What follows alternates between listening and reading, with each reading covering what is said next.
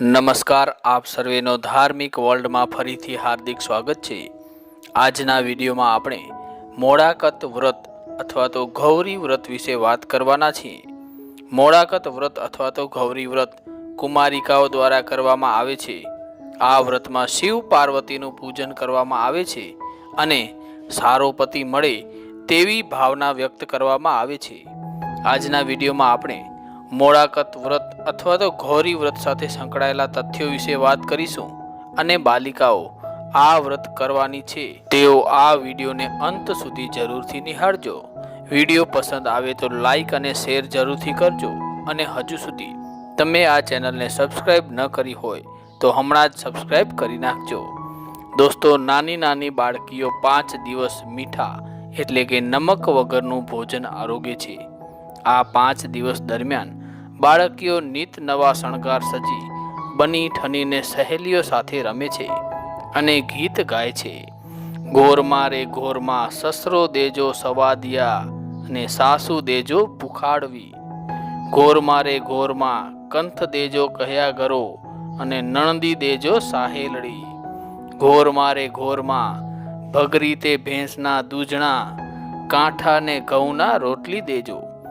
ભારતીય સંસ્કૃતિના નારી શક્તિ દ્વારા પોતાનો સંસાર સુખી રહે એ માટે કેવી સહજ માંગણી કરવામાં આવી છે એના ચિતારમાં આ ગીત ઘણું બધું કહી જાય છે। કુમારિકાઓએ મોડાકતના વ્રતમાં ખારું એટલે કે ખારાશ વિનાનું મોડું ખાવાનું હોય છે।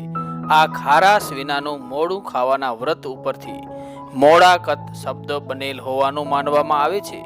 કેટલીક જગ્યાએ આ વ્રતને અલુણા વ્રત પણ કહે છે। લૂણ એટલે મીઠું અને અલુણ એટલે મીઠા વગરનું। આ એક લોક વ્રત છે, લૌકિક તહેવાર છે। આનો પુરાણોમાં, પૌરાણિક ગ્રંથોમાં કે અન્ય જગ્યાએ આનો ઉલ્લેખ મળતો નથી।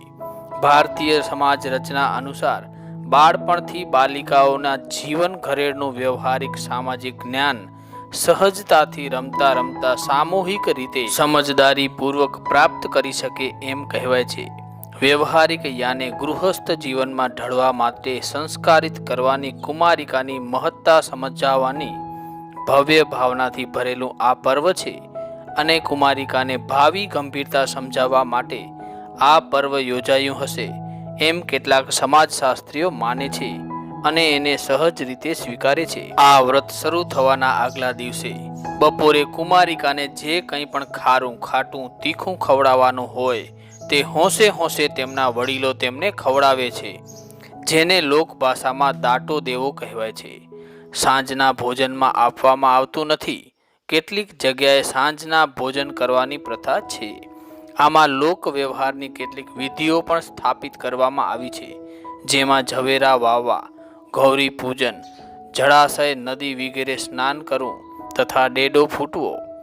જવારામાં મગ, તલ, ઘઉં, ચણા અને જુવાર વાવવામાં આવે છે અને પંચતત્વનું પ્રતીક અને એકતા યાને સંઘ ભાવનાના પ્રતીક તરીકે ગણવામાં આવે છે। એકતાના ભાવને ઉજાગર કરતી આ એક સુંદર વિધિ છે। જ્યારે માતા પાર્વતીએ આનું પ્રથમ પૂજન કર્યું અને વ્રત કરેલું એટલે એમની યાદમાં ગૌરી પૂજન કરાય છે।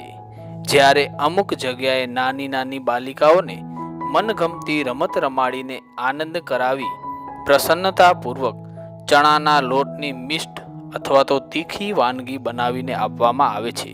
તેને લોક ભાષામાં ડેડો કૂટવો કહે છે। નાની નાની માસૂમ બાલિકાઓ 5 દિવસ સુધી અલુણા વ્રત કરે છે। એ વાસ્તવમાં ખરેખર અઘરું છે અને એ બની ઠનીને બહાર નીકળતી બાલિકાઓને જોવી એ ખરેખર લહાવો છે। જાણે સાક્ષાત જગદંબા વિવિધ રૂપે દર્શન દેતી હોય તેઓ આંખોને ઠારે તેવા દ્રશ્યો આપણી સામે ઉપસ્થિત થાય છે। મિત્રો, આપને આ વિડીયો ગમ્યો હોય તો લાઈક જરૂરથી કરજો અને તમારા મિત્રો સાથે વધુને વધુ શેર કરજો, જેથી આ જાણકારી તમારા મિત્રો સાથે પણ પહોંચી જાય। અને મિત્રો, કોમેન્ટમાં હર હર મહાદેવ લખવાનું ના ભૂલતા। મળશું આવી જ જાણકારી સાથે નવા વિડીયોમાં। ધન્યવાદ।